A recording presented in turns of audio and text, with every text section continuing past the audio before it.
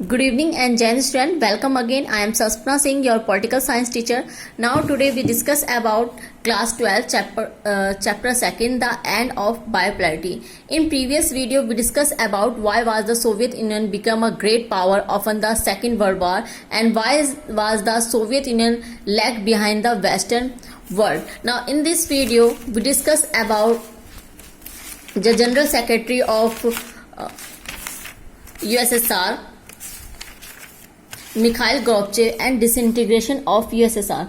Became General Secretary of Communist Party of Soviet Union in 1985. Reform introduced. Mikhail Gorbachev जब USSR के general secretary बने तो उन्होंने बहुत सारी चेंजेस लाने की सोची, बिकॉज वो देख रहे थे कि कहीं ना कहीं जो यूएसएसआर है वो वेस्टर्न कंट्री से काफ़ी पीछे रह गया है, और कहीं ना कहीं जो पब्लिक है वो भी धीरे धीरे इस सिस्टम के अगेंस्ट जा रही है, वो भी इस सिस्टम से बहुत खफा चल रही थी। तो इन्होंने काफ़ी सारी चेंज करने की सोची। Reforms of introduce, normalizing relation with the western world and political reforms and democratization. उन्होंने क्या करा, जो वेस्टर्न कंट्री से जो रिलेशन थे उसको बेहतर बनाने के लिए और पॉलिटिकल रिफॉर्म्स को और डेमोक्रेटाइजेशन को स्टार्ट करना चाहा। मीन्स डेमोक्रेसी को किस तरह स्टार्ट करना चाहा, उन्होंने लोगों को कहीं ना कहीं फ्रीडम दी कि वो अपने जो बोलने की आज़ादी जो उनको नहीं मिली थी यूएसएसआर के सिस्टम में, वो पूरी तरह से दे दी, और जिससे कहीं ये इसका जो वे था वो पॉजिटिव ना होकर निगेटिव निकला।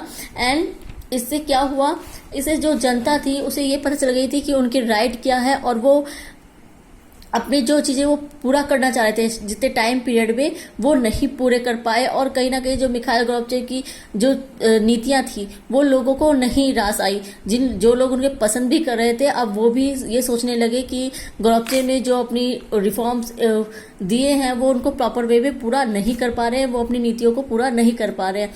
और इस रीज़न से जो लोग उनके फेवर में थे धीरे धीरे वो भी उनके अगेंस्ट चले गए। और इसका बेनिफिट किसने उठाया, इसका बेनिफिट उठाया बोरिस येल्सिन ने।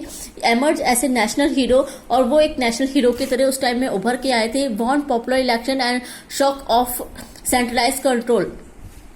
उस टाइम में जब इलेक्शन हुए तो वो इलेक्शन ने सबको बिल्कुल शॉक कर दिया था। एंड सेंट्रलाइज पूरी तरह से इलेक्शन में उनकी मेजोरिटी में जीत हुई, and power began to shift from Soviet Union to republic. And December 1991 under the leadership of Boris Yeltsin, three major republic of USSR, Russia, Ukraine and Belarus declare the disbanded. और इस 1991 के बाद क्या हुआ, इसका असर ये हुआ कि बहुत से जो मेन कंट्रीज थी, जो बड़ी पावर थी यूएसएसआर की, रशिया, यूक्रेन और बेलारूस, उन्होंने डिक्लेयर कर दिया कि वो यूएसएसआर को छोड़ रही हैं, डिसबैंड कर रही है। जो इसका ये जो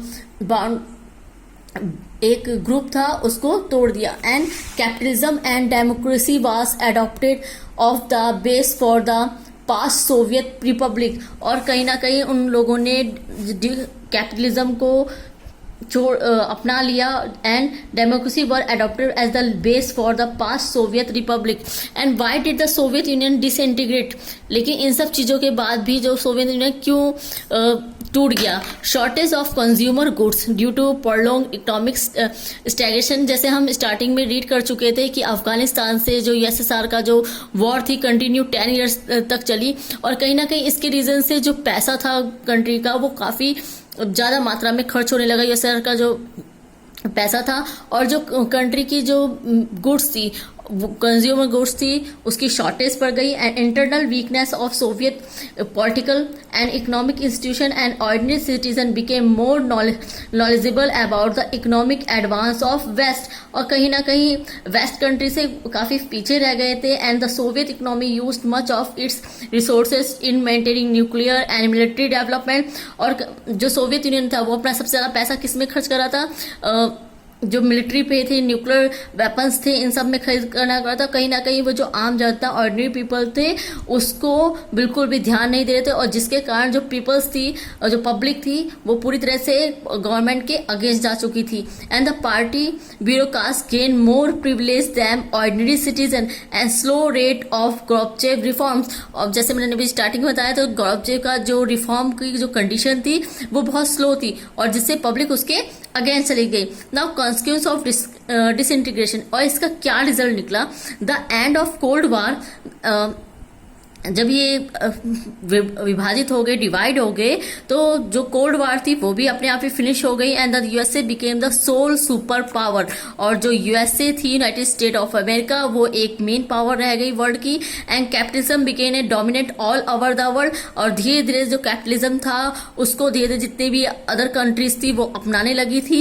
end of Soviet block countries having independent aspiration. और जब सोवियत यूनियन ब्लॉक जो बॉन्ड अलायंस था वो खत्म हुआ, तो जितनी भी कंट्रीज थी जिनको रशिया एक तवज्जो नहीं दे रही थी, उतनी मान्यता नहीं दे रही थी, अब वो इंडिपेंडेंटली अपनी जो उनके एस्पिरेशन के उनको पूरा करने लगी। And liberal democracy emerged as the best way to organize political life and rise of